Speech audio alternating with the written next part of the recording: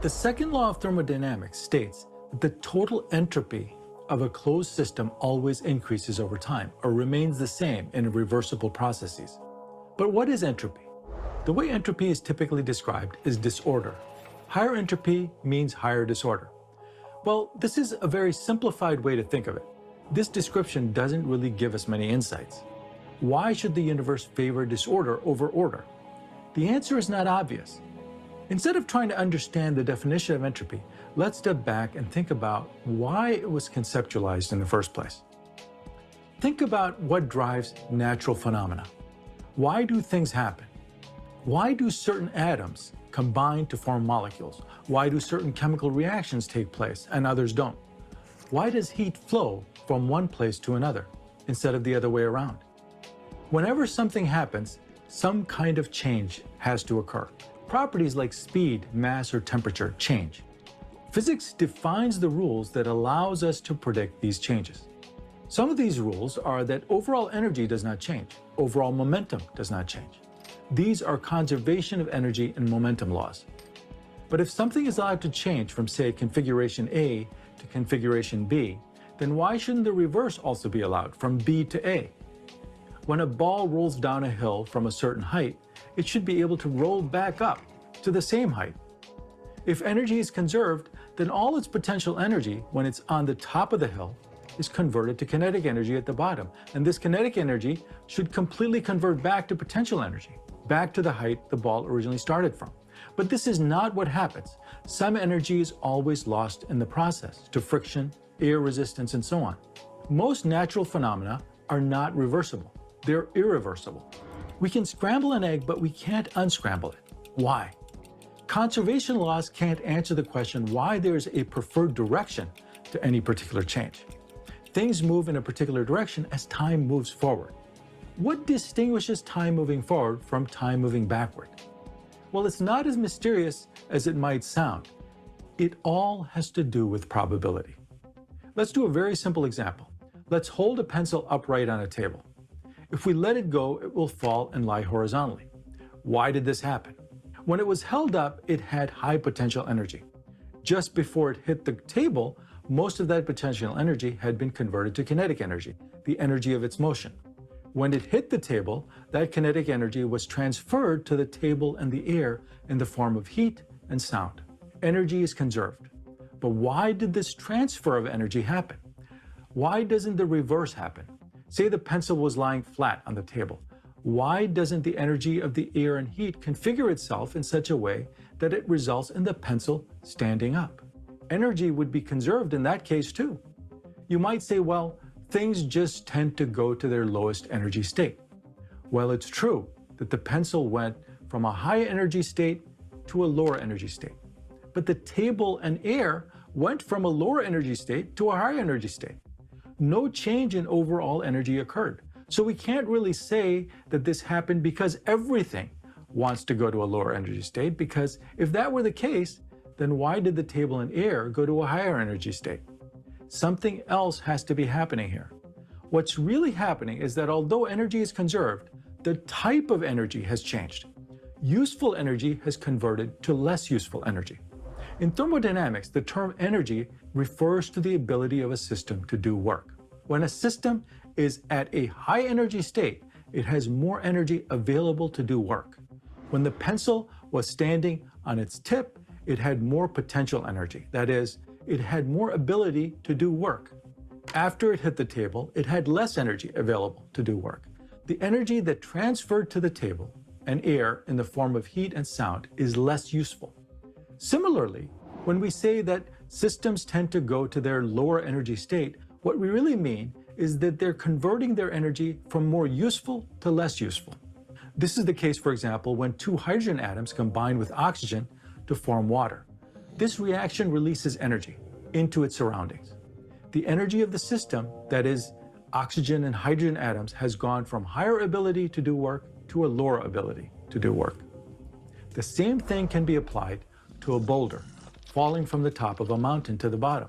The boulder, when at the top, has potential energy due to its position, which allows it to do work falling down the mountain.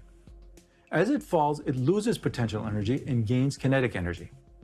but the total energy of the system remains constant. After it has fallen, its energy will have converted to heat and sound. Energy is conserved because overall energy is the same, but the boulder has less ability to do work. The real question we want to answer is, why do some systems tend to transfer energy to other systems? To answer this question, let's go back to the example of the pencil standing on its tip. And let's consider the number of possible ways that the total energy can be divided up between the pencil and the environment. That is, the table and air. This is where probability comes in. When the pencil is standing up, there's pretty much just a single way you could arrange the potential energy of the atoms that comprise the pencil. And there are very few ways that you can put that energy towards kinetic energy of the pencil. Once the pencil has transferred this kinetic energy to the movement of atoms on the table and the air in the form of heat and sound, there is an innumerably large number of ways that you could divide up that energy among the atoms of the surrounding air and table. For example, all the energy could be concentrated on a single atom, or you could divide it equally between all the trillions upon trillions of atoms of the table, or any other distribution of energy among the trillions of atoms in the surroundings. So the point here is that while there are just a few ways that energy can go towards the motion of the pencil, there is a mind-bogglingly large number of ways in which that energy could be distributed to the motions and vibrations of atoms in the surroundings. If we assume that any possible distribution of energy is equally likely, then the case with the mind-bogglingly large number of possibilities is much more likely to occur.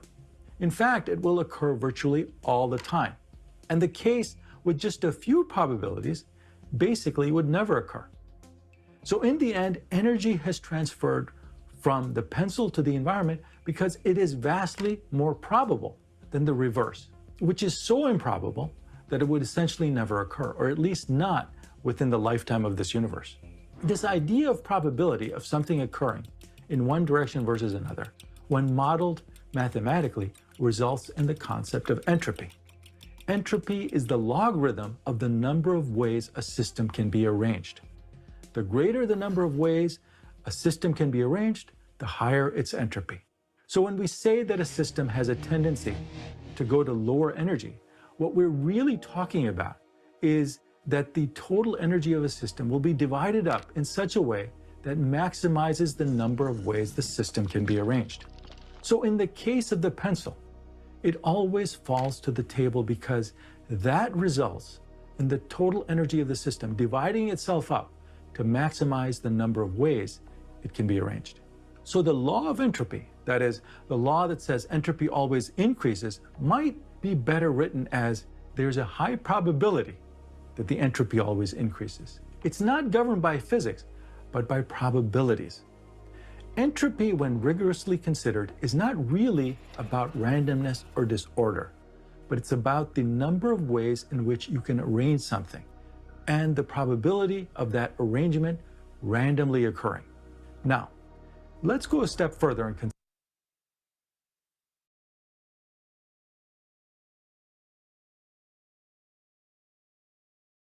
If you observe the rotation of the planets around the sun and then reverse the video, there's nothing about the reversed motion that is unusual. It would be permissible within the laws of physics. Similarly, as far as is known, all physical laws are time reversible. The only laws of physics which appear to be time irreversible is the law of increasing entropy, the second law of thermodynamics. Scrambling an egg, shattering a hard drive, putting sugar in coffee. These are all actions such that if you saw them in reverse, you would immediately know that you're watching something absurd that could not happen. But the second law of thermodynamics appears to be the only law that reversing these processes would violate. Running the movie backward would mean decreasing entropy. The second law states that in an isolated system, the entropy can never decrease. But this doesn't tell us what entropy actually is. So what is entropy? The common definition is that entropy is a measure of the disorder of the system. This is not quite precise. To get a better understanding, let's look at a simple visual example. Let's take a container with gas isolated on one side with a barrier. If we remove the barrier, we expect the gas to expand into the full volume of the container. We have just increased the entropy of the gas. Why is there more disorder if the gas expands into a larger volume? The reason is there is a greater volume and thus more places that individual gas molecules could be. There are more ways to arrange the gas molecules in a larger volume than in a smaller volume. This greater possible number of arrangements is really a better description of entropy. This insight was made by Austrian physicist Ludwig Boltzmann as a definition of entropy, that it is a way of counting the number of arrangements of atoms inside a system. Now, what if we had a plunger on the right wall and pushed the gas back to half the volume of a container? Wouldn't this reduce the entropy back to what it was? No, because compressing the gas like this requires putting work into the system. It would raise the temperature of the gas would heat up, and entropy would increase, making up for any decrease in entropy because of the smaller volume. Why does entropy increase when the temperature increases? Again, this has to do with an increase in the number of ways that the motions of the molecules can be described. An increase in temperature is due to an increase in motions or kinetic energy of the molecules in the gas. As the molecules move faster, the temperature increases, and there are more ways to describe this motion than if the molecules were moving slower. Now, the question is, could the gas spontaneously arrange itself so that it fills only half the volume? You might say, well, that can't happen because it would violate the second law by decreasing the entropy.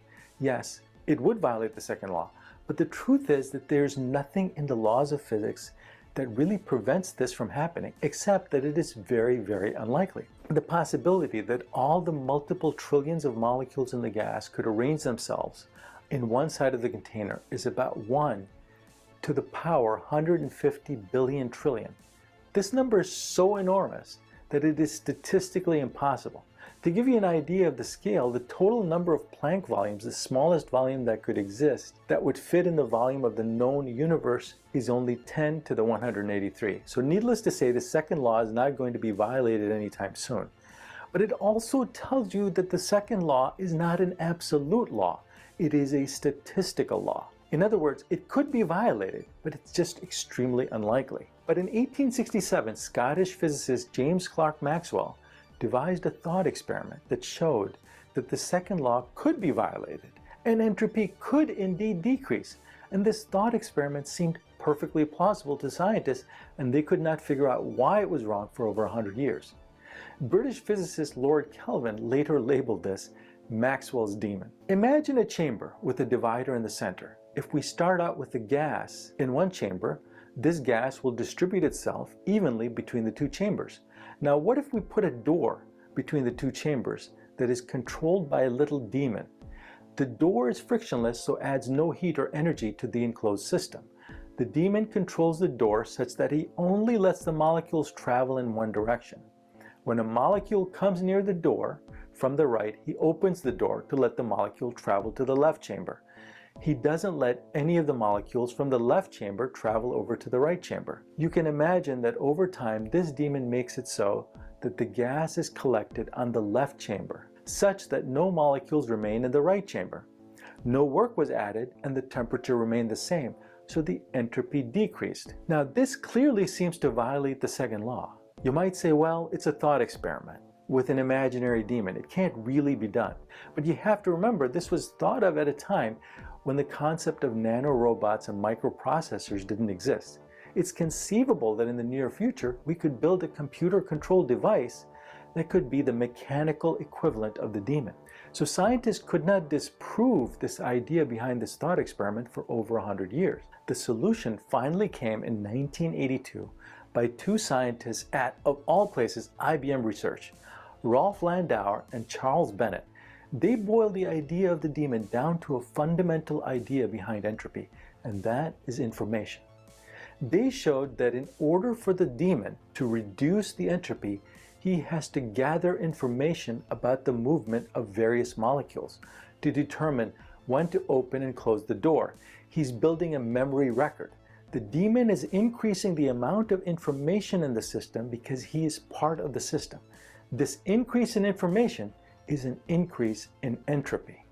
They showed that the decrease in entropy due to the volume decrease is exactly counterbalanced by an increase in information in the demon's brain.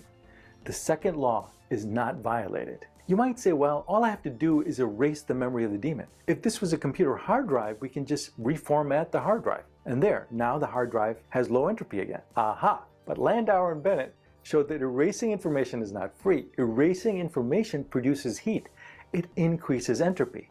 So you can't gather information in the daemon and then erase it to reduce the overall entropy. The increase in entropy from the heat of the erasure is perfectly offset by the decrease in information in the hard drive. Now, this is not very much heat, only about 3 billionths of a trillionth of a joule per bit that's erased. But this also gives us a clue about the true nature of entropy, and that nature is that it is really a measure of the information required to express the state of a system. A system with higher entropy requires more information to describe its microstates. When you increase temperature by adding energy, for example, there are more ways that this energy can be shared with the gas molecules. This requires more information to figure out. If we increase the volume, the molecules have more places where they can be, so this requires more information to describe the microstates of the gas. This information requirement is a better definition of entropy than simply disorder. Now, how does time enter into the picture? How is time related to entropy and information? Since all the laws of physics we know appear to be symmetrical with respect to time, there doesn't seem to be any reason time should be asymmetrical, except through the idea of entropy. Entropy is asymmetrical. It flows only in one direction, higher. The feature of the universe that changes with time is entropy.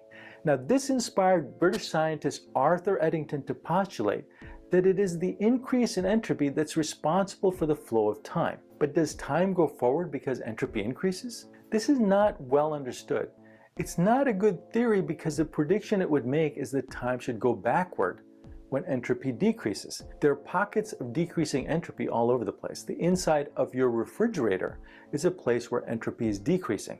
Your food is getting colder, but time doesn't flow backward inside your refrigerator. Similarly, the Earth at night experiences decreasing entropy, but time does not flow backward at night. So what actually causes time to flow forward? To answer that, let's look at why entropy increases. Entropy increases not because the fundamental laws of physics says it does, but because there are simply more ways that microstates can arrange themselves in the future than in the past.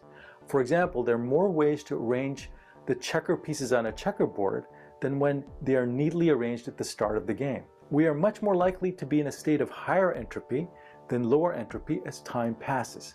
But since entropy is fundamentally a statistical law, based on higher and higher amount of information needed to describe microstates, then could the flow of time also be a statistical phenomenon? That is, time is much more likely to flow forward than to flow backward.